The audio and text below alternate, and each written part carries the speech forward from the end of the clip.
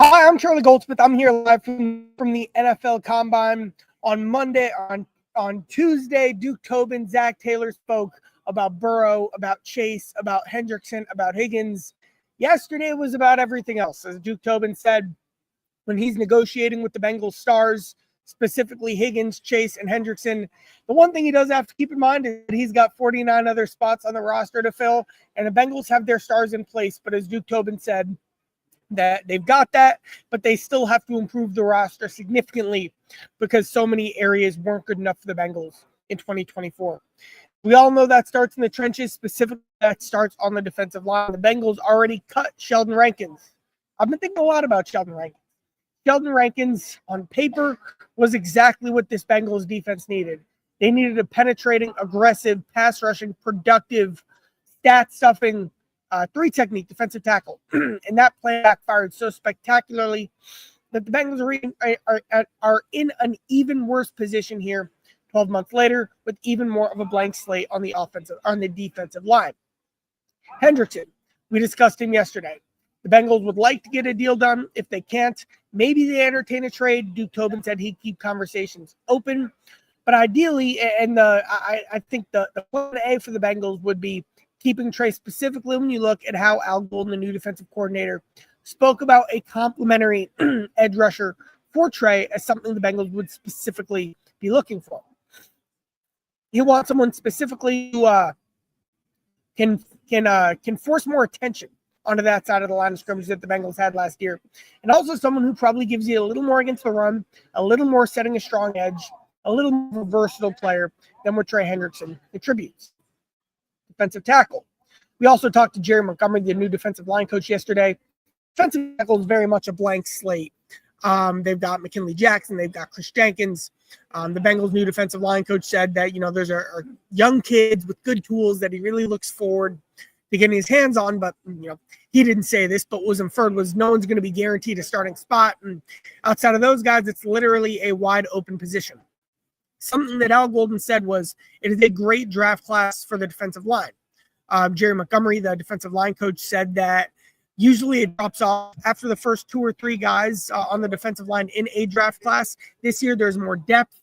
Basically, it's like this year's offensive tackle where Mims was a top 10 talent. But because there were like 5 top 10 talents, Mims fell to 17. This year, the Bengals could be in a very similar position.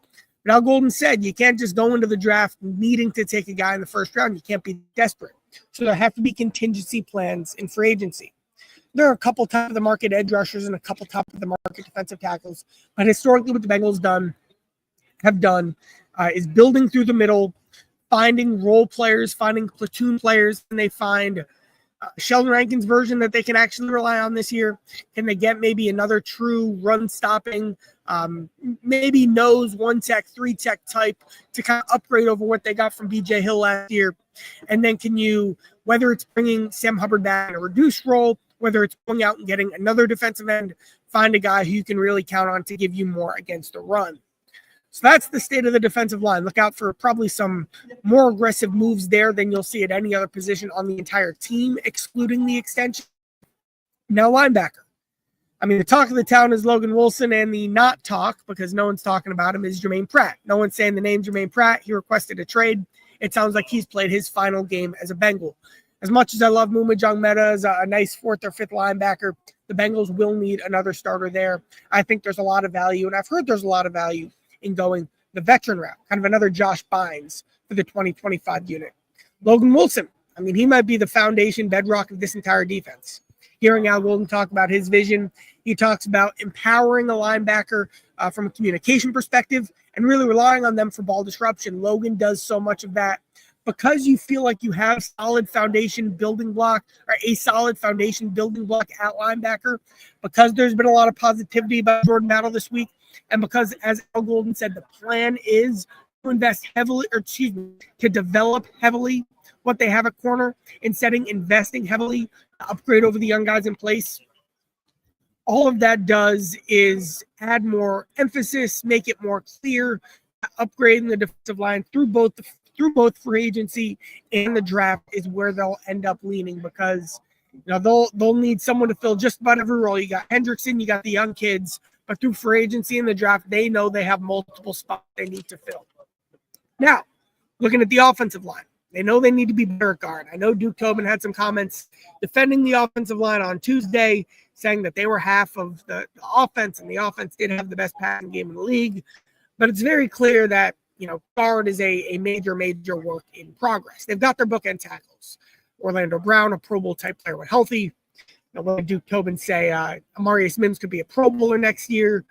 New offensive line coach Scott Peters talked about Ted Karras being the leader of that room, 1, and 2, a very good center. But the rest of it, basically glanced over the name Alex Cappa. Cappa was banged up last year. He's been banged up the last 2 years. He is one of the toughest football players I've ever seen. But when you just look at specific reps, you need more from pass protection from that position at right guard. So I like a guy like Patrick McCarry, a guy like Aaron Banks, maybe even Brandon Scherf on a lower cost deal, coming in through this free agency class and kind of being your plug and play option. But I don't get the sense the Bengals will throw all of their resources at guard, be very aggressive, like say the Rams were last season at guard or the Panthers, because that's actually a strategy that doesn't really work. So with that in mind, because the Bengals aren't going to go spend, get 2 $10 million a piece guards this offseason in my projection, in my evaluation, there will be one spot that will be an all hands on deck competition position battle in training camp. That could include bringing back Cody Ford. That could be kind of taking a flyer on a guy on a low cost, hoping you find this year's Mekhi Becton and having him earn that spot. And then there's Cordell Volson. New offensive line coach Scott Peters talked about, first Cordell's got 2 years of good film on his ledger. That's what Peters said, and I do agree with that. Volson was an ascending player before 2024. Then last season was maybe not a disaster, but a worst case scenario. What you would expect for a guy who should be entering his prime. We thought we'd be talking about Cordell Volson extensions at this point in his career. Peters, it sounds like one of his big things that he's been brewing, stirring on, working on, has been the development plan for Volson specifically. How can you coach him up? Specifically talked about hands, set ankles, quote, capture some cloth. Volson probably will have as much experience as any guy the Bengals bring in. He has started playoff games. A potential return of Cody Ford makes a lot of sense as well. Or maybe that's, like I said earlier, this year's version of Mekhi Becton. And then they'll probably, take another interior offensive lineman, I guess, on day 3 of the draft. Because the guys they have in the backup roles right now, Andrew Stuber, Jackson Kirkland, Matt Lee, I don't know that any of these guys, they don't have any track record of being able to play in the NFL. And it's not like I was floored away by their preseason tape. Included in this trench talk, I thought very notably, was what Dan Pitcher spoke about with the plan at tight end. Because that talks a lot about kind of the identity they're trying to set up front in the trenches in 2025. So I was talking to Pitcher. He was talking about at this point last year, no one would have guessed that they would have been doing things like, 12 and 13 personnel as aggressively as they did against the Chiefs. Or they had a 12 personnel inverted wingback run game that they ran through in October against the Browns. No one would have predicted that. What happened there was they kind of, Eric All kind of fell into their lap. And the more they got to know him, the more they saw that he could do. Pitcher said he gave an edge to the Bengals on the offensive front, on the offensive line. And he opened up some new opportunities, some new possibilities that the Bengals didn't have before. They were able to get, say, Drew Sample and Eric All on the field and kind of smash you in the mouth when they wanted to. Eric All had more juice, more separation ability as a pass catcher than maybe they gave him credit for. Or they could do All and Mike Gesicki, who was basically a slot receiver, could move around. And they had a blocking tight end and All who could also get separation, plus a receiving tight end in Gesicki, who could really trust in one-on-one matchups. So All out, or expected to be out for the 2025 season after he tore his ACL. But Pitcher sounded very interested in leaning back into that 12 personnel stuff that the Bengals were able to do when they had All. Whether that's a free agent addition, whether that's draft pick, this year's version of Eric All. I wouldn't expect maybe a first-round tight end, but certainly those guys would be on my board.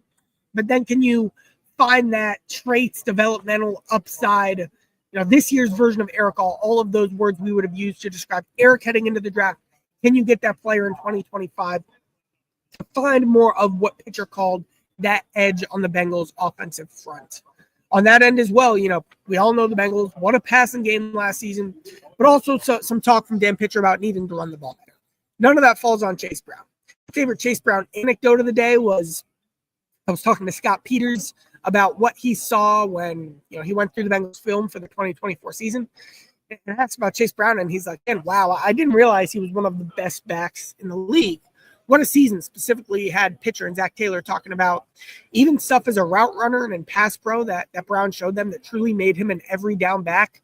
I don't know that even in a best case scenario they could have envisioned that from a fifth-round pick who had some limitations on his pre-draft scouting report and has put all of that behind him. But still, got to be better in short yardage situations, got to be more consistent, got to make the run game more varied.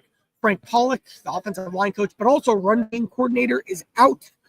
Zach Taylor, a lot of those responsibilities will be divided among pitcher, running backs coach Justin Hill, tight ends coach Casey, offensive line coach Scott Peters.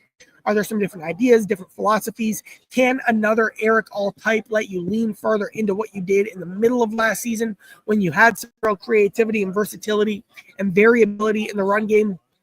But certainly they said they want to make the offensive scheme as a whole more diverse. Because of where they were as a team last season, Joe Burrow had to play hero ball. It was like me playing Madden. You had drop back pass 50 times a game, take as many shots as you can, and Burrow had to live that way, and he had to take a lot of extra hits because of it. A lot of that was out of his control. A lot of that, Zach Taylor and Pitcher said, was a product of, one, the Bengals weren't getting a lot of stronghold leads in games because of how much their defense was struggling. And two, same thing for their season. They were kind of in desperation mode for the season a lot in the middle of the year. Like before the Ravens game on the road, Thursday Night Football, felt like the season was on the line. They're like, they told Joe beforehand, Joe, we're going to need you to throw the ball 50 times this game, and he did. And frankly, the Bengals should have won. But they know they don't want to live that way again in 2025. Looking at what they want to do this season, Zach Taylor, it's a cliche, but he talked about wanting to play more with the lead. He spoke about the for the offense being what they did in San Francisco in 2023, the best game of Joe Burrow's career, the best game of Zach Taylor's career, the best I've ever seen this offense operate. They kind of got out some nice momentum early. And then what did they do after kind of establishing that foot in the door for the game as a whole? Under center runs, under center play action, establish the screen, the bootlegs, all the stuff that the Bengals, everyone says the Bengals can't do, the Bengals won't do. They did in that game. They were more balanced and versatile because of the way the game flow and game script went. Zach Taylor spoke about really wanting to, lean further into that 2025. The hope being that this team's better and won't have to be playing from behind, won't have to be preparing to score 35 to 40 points a game because the defense is that bad. And then I'll wrap up here because what I'm talking about here and all of this stuff goes back to one more major theme, which is start fast. The Bengals are bad in September. We all know it. And it's not just that. The Bengals from last season didn't kind of, like I was talking about, get out, get control, dig their heels into the game right away, and then really be able to dictate the flow and the rhythm and call plays with the full playbook open. Of course, they want to do that in 2025. There was an admission that they haven't been good enough. The plans haven't been good enough to be able to do that in previous years. The Bengals are a team that starts slow. And there's a lot of talk about doing more in OTAs, doing more in minicamp, more time on task, more installation during those periods, doing more to get specifically trench play on the offensive line up to speed for week one so they don't fall behind the 8 ball in games or so they don't fall behind the 8 ball in the season. I'll wrap up here. Dan Pitcher, a line that clearly he had said or thought a lot about before. Dan Pitcher said kind of the theme of all this is, when you step up to the plate, be ready with a bat to swing. When you get the hanging curveball, don't miss it. Bengals struck out a lot in 2024. They missed a lot of pitches right over the plate. I think Tobin said they lost 7 games they should have won because they didn't take control. And all of this, from the trench play to the plan to get a start to being able to establish more of a physical identity up front, that all goes back to the Bengals' identity and focus and priority of starting fast in 2025. Thanks for watching. I'm Charlie Goldsmith with the Believe in Bengals podcast and the Believe Network. We've got a full slate of shows here coming from the Combine this week. Stay tuned on social media. Thank you for watching.